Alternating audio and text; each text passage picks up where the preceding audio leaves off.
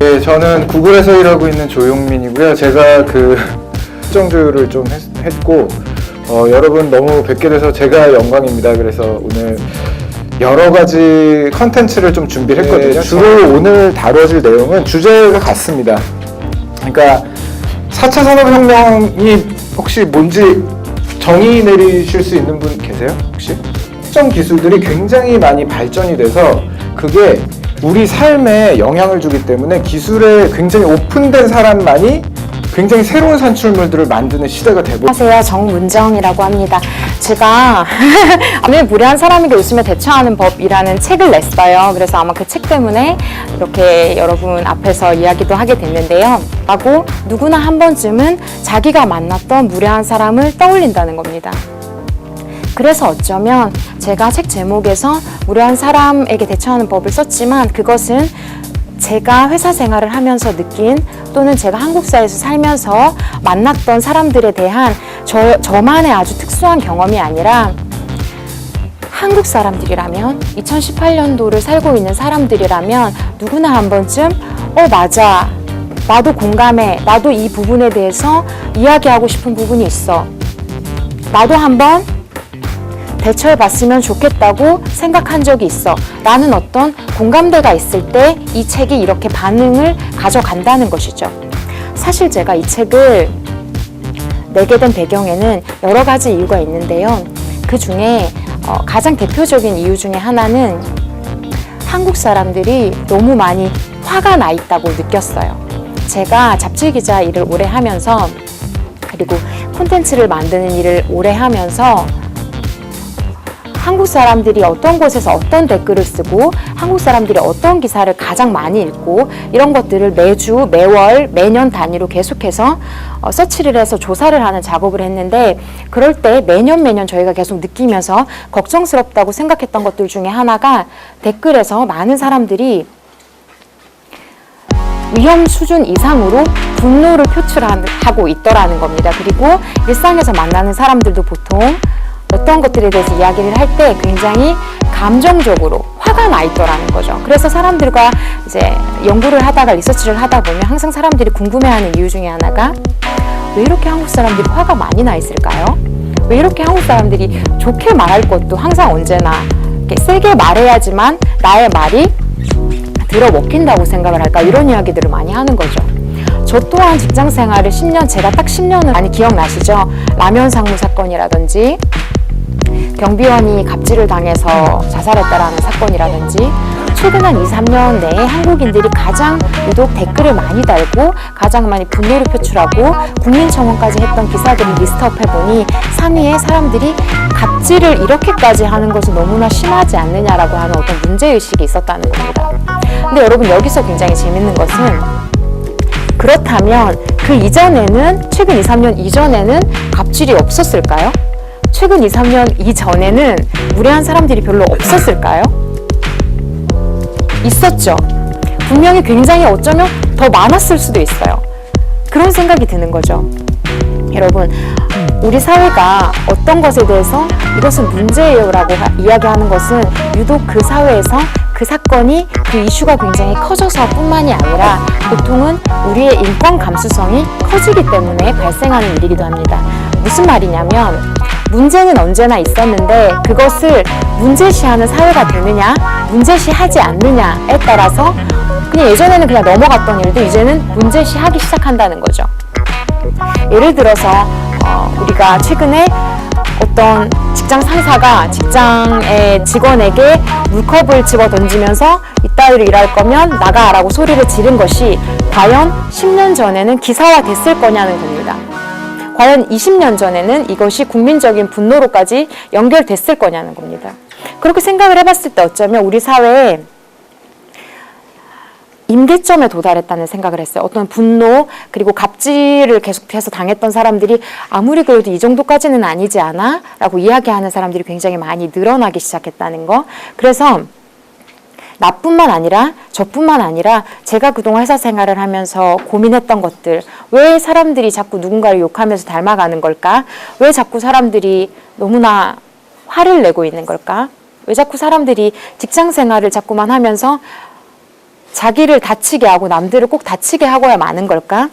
이런 고민들을 제가 많이 하면서 어떤 식으로든 내가 그동안 보고 배운 것들에서 어떤 식으로든 내 선에서 할 수 있는 것들을 끊어내지 않으면 그냥 계속해서 내가 싫어했던 사람들의 모습을 답습하고 있겠구나, 이런 생각들을 하게 된 거죠. 그래서 제가 책을 올해 1월에 냈는데 나는 국민 정서를 함께하고 있습니다. 나는 여러분과 그리 크게 다른 사람이 아닙니다. 라는 걸 계속해서 이야기하잖아요. 그러니까 정몽준 그 의원님한테 책으로 정리를 해보고 싶다는 생각이 들더라고요. 그래서 그 내용을 책으로 쓰게 됐고, 여러분 앞에서 이렇게 책이 잘 되어서 여러분 앞에서도 이렇게 이야기를 하게 됐으니까 어쩌면 이것은 저만의 문제가 아니라 우리 한국인들이 다들 한 번씩 생각해 볼 만한 고민들이라는 거죠. 그러면 저 무례한 사람, 저 이상한 사람이라고 생각을 하지 자기가 무례한 사람일 수 있다는 생각은 정말 잘 못하는 것 같아요. 근데 여러분 잘 생각을 해보면 세상에는 무례할 기회를 얻지 못해서 무례한 사람이 너무 많아요. 그리고 여러분들은 아직 굉장히 힘이 아주 있거나 권력이 굉장히 있거나 해서 정말 내가 무례한 행동을 하고 싶어도 제지를 받아서 못하겠지만, 예를 들어서 이런 거죠, 여러분. 젊은 꼰대라는 말이 있죠. 젊은 꼰대 혹시 한번 당해보셨어요? 갑질이라고 하면 친구들이 잘 모르지만 젊은 꼰대한테 한번 당해보셨어요? 라고 하면 20대 친구들도 그 친구 이렇게 이야기를 하는 거죠. 젊은 꼰대가 뭐예요, 여러분? 자기의 경험이 모든 것이냐, 내가 해봐서 아는데 말이야? 라고 이야기를 하는 거죠. 근데 젊은 꼰대들의 특징이 뭐냐면, 여러분 우리는 살면서 정말 많이 조언해주는 사람들을 만나지만 젊은 꼰대들은 특히나 경험의 폭이 굉장히 좁잖아요. 60살을 살고 1년의 경험을 하면 60분의 1이지만 20년을 살고 1년치의 경험을 하면 20분의 1이잖아요. 그래서 여러분 잘 생각해보면 지금 20살일 때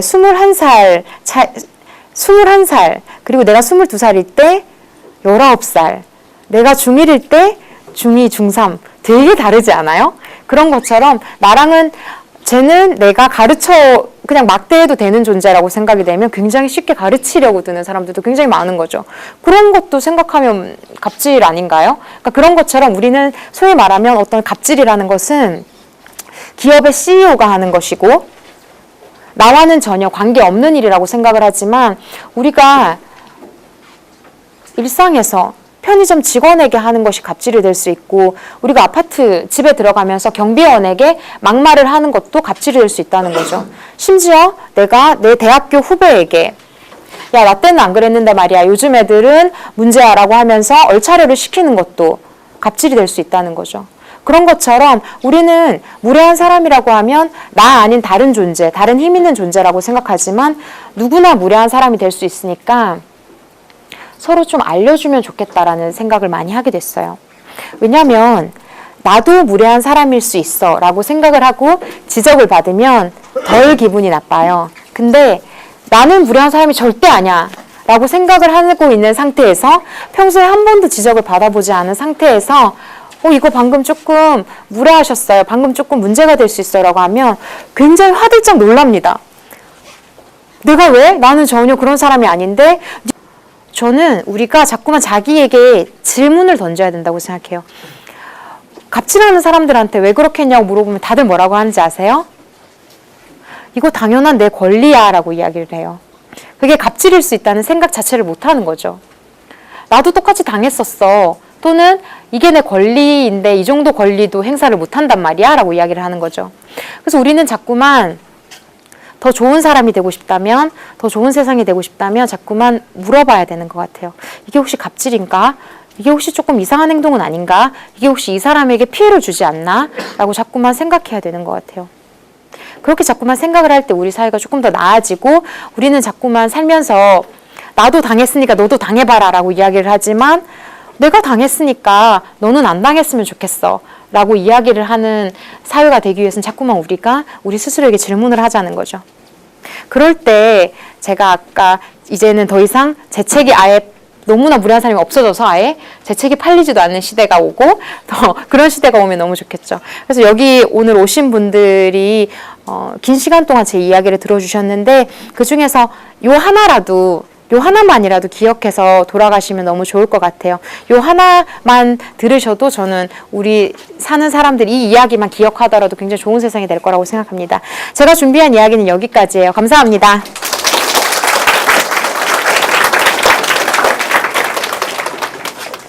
동지들한테 호소하고 싶은 것은 이 분단의 벽을 두고 대륙으로 나가자 이거야. 답답해 죽겠잖아.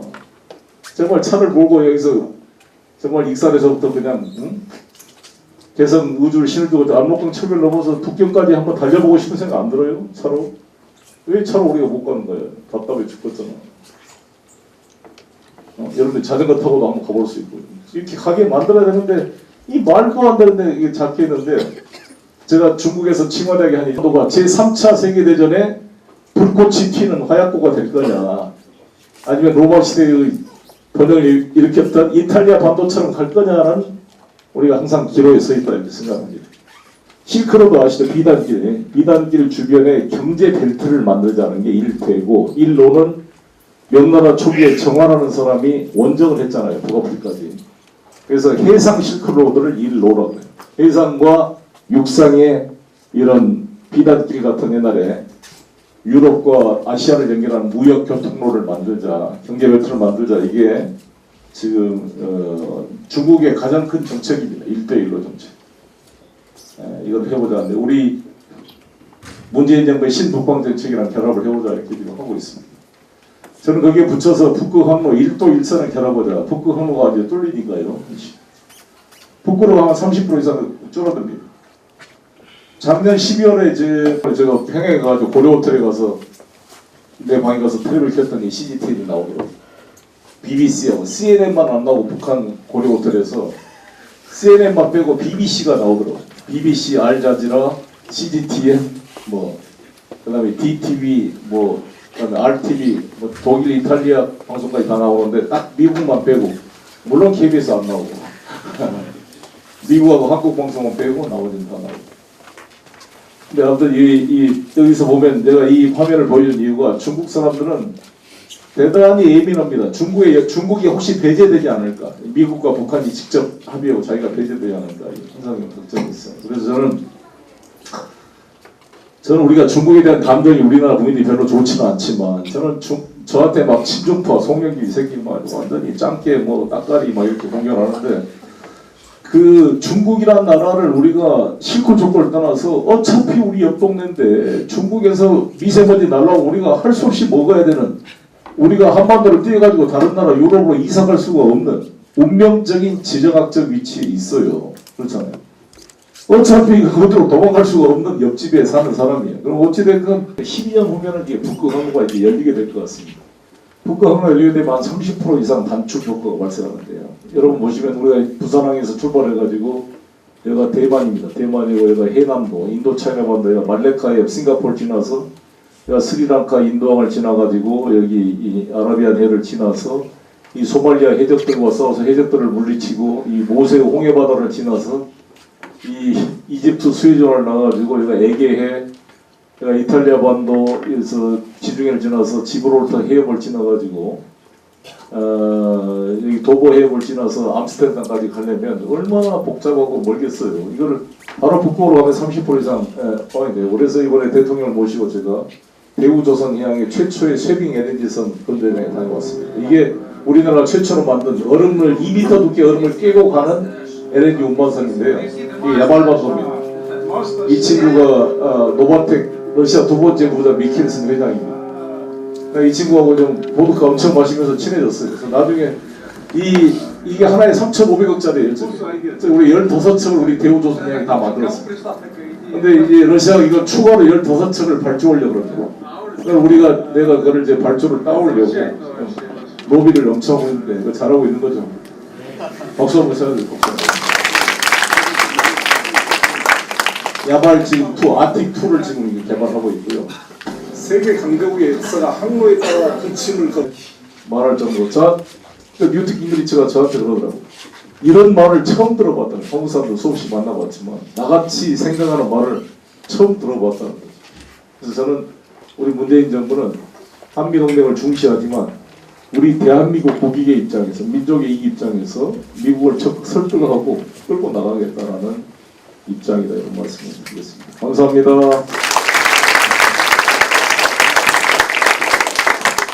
시간이 안 남았는데